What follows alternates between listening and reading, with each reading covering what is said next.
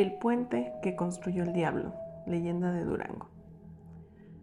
La tradición oral que entre los duranguenses se transmite de padres a hijos sostiene que el puente que existe en la población de Navacoyán, en Durango, fue construido por el diablo en una sola noche y es una de tantas veces que el diablo, siendo tan diablo, no terminó totalmente la obra y perdió el trato que había concretado con el albañil que lo había contratado. La historia es la siguiente. Navacoyán fue un pueblo indígena. Como asentamiento humano, su origen se remonta a la época prehispánica y posteriormente en la conquista y la colonia. Siguió siendo importante población agrícola. Al decir de la tradición, desde su origen presentó problemas serios en la época de lluvias, la presencia del río que corre cerca de ese lugar y cuando aumenta su cauce. Crece tanto que interrumpe el paso por varios días, incomunicando a la región y dificultando la comunicación con la ciudad de Durango. Parece ser que desde los tiempos prehispánicos se improvisaron puentes frágiles con troncos de árbol, los cuales nunca garantizaban una seguridad de servicio eficiente.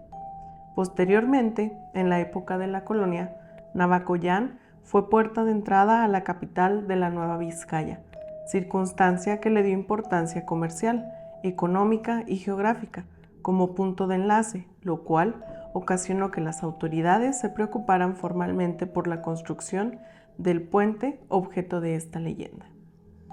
La falta en este tiempo de la ingeniería civil, como disciplina encargada de calcular resistencias, capacidad de carga, extensión de cobertura y demás elementos que determinan la mayor eficacia en la construcción de un puente como medio de comunicación,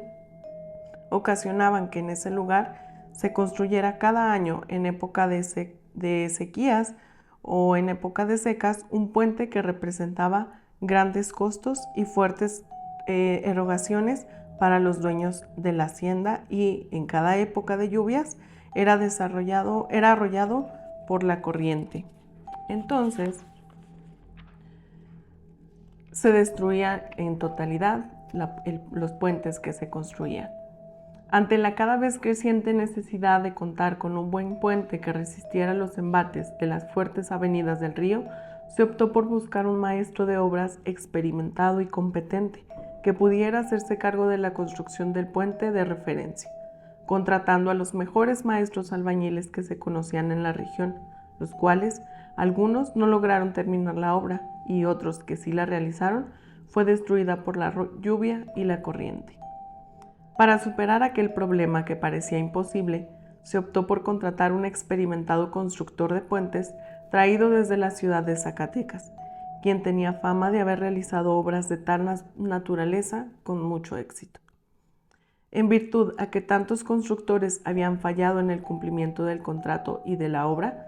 el hacendado estableció con un nuevo maestro albañil condiciones muy concretas, como fueron el hecho de que tal puente debería terminarse para una fecha determinada, antes de que se iniciaran las lluvias, y si no se cumplía esa condición, el constructor perdía trabajo y dinero invertido en la obra, y el hacendado quedaba liberado de toda obligación para pagar el costo convenido por la construcción. Aceptadas entonces estas condiciones, se puso mano a la obra, contratando maestros, aprendices y oficiales de albañilería, así como acarrearon piedras y demás materiales que requerirían para aquella enorme construcción. Aunque aparentemente todo se había calculado con mucha precisión, hubo imprevistos que retrasaron el trabajo, y cuando el tiempo que se había establecido en el contrato estaba por vencerse, la obra llevaba un retraso de un 75% y resultaba materialmente imposible terminarla en el plazo que se había convenido. Para el hombre serio y honesto consigo mismo, la palabra debe ser norma invariable de su cumplimiento en sus compromisos, por lo cual lo que se trata de palabra debe ser un valor humano de primera orden. Así lo consideró el maestro constructor de este puente, quien al mirar que el tiempo transcurría y resultaba humanamente imposible dar cumplimiento a su compromiso contraído, se preocupó tanto que se pasaba los días y las noches sin comer y sin dormir, pensando que la fatalidad lo había venido y no terminaría el puente en la fecha que había sido convenida. Circunstancia que lo hacía perder mucho dinero y trabajo invertido, y lo que le parecía más grave, perdía su honor al faltar al cumplimiento de su palabra empeñada. Cuando el ser humano se encuentra abrumado por la impotencia y cercado por la adversidad, recurre a lo sobrenatural,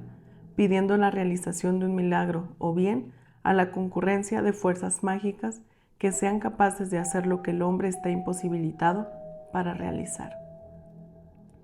Esos momentos de impotencia e irrealidad dan origen a los sueños, la fantasía y la imaginación creadora, que genera a la fe, a la creación extraordinaria y a las grandes ideas que mueven al mundo y han dado origen a las grandes empresas. En el caso del albañil de esta leyenda, se dice que en el momento supremo de su angustia y enorme desesperación, manifestó que por tal de no quedar mal en el compromiso que había contraído y cumplir su palabra de honor, estaba dispuesto incluso a entregar su alma al diablo, si es que le ayudaba a construir aquel puente. Tanto fue el poder mental de su concentración y comunicación hacia el infinito, que en ese preciso momento se presentó ante aquel hombre un curro vestido de negro, quien le ofreció su ayuda a cambio de disponer del albañil en cuerpo y alma. Se cerró el compromiso cuando el sol ya se había ocultado y llegó la noche.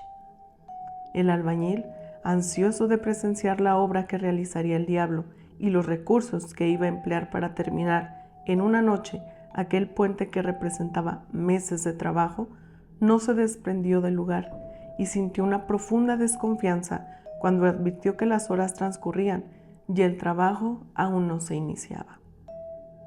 Descorazonado por el incumplimiento del compromiso, ya se sentía derrotado cuando llegaron las 12 de la noche y cantaron los gallos uno a uno. Al terminar de cantar el último gallo, miles de hombres aparecieron como por arte de magia, y dentro de una terrible tormenta que se desató en ese momento, todos trabajaban febrilmente en la construcción del puente. El hombre, absorto, contemplaba que la construcción avanzaba precipitadamente y el maestro mayor o director de obra, nada menos que el hombre vestido de negro que había concertado el compromiso de la construcción. La obra prácticamente se había terminado, solamente faltaba de poner la última piedra en un alero del puente. Cuando cantó el primer gallo de la madrugada, canto mágico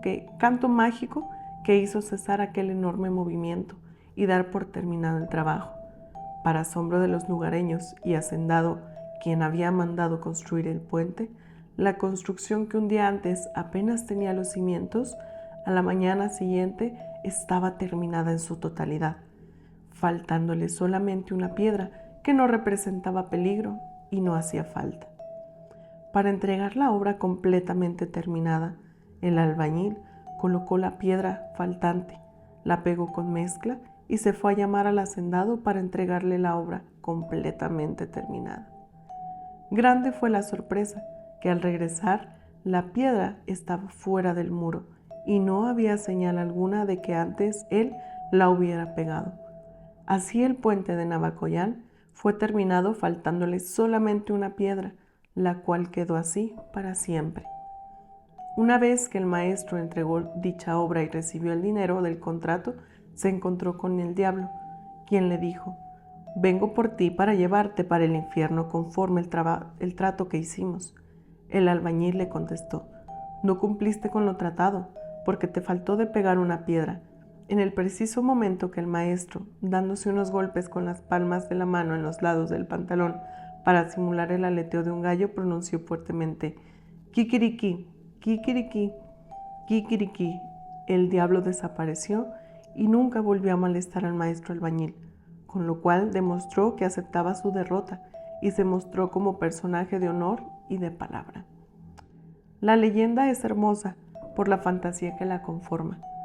No se repite su trama en alguna otra conocida de México, como llega a suceder con La Llorona, con El Corralón Encantado y otras tantas, lo cual le da un sentido de originalidad y la hace típica del folclore de Durango.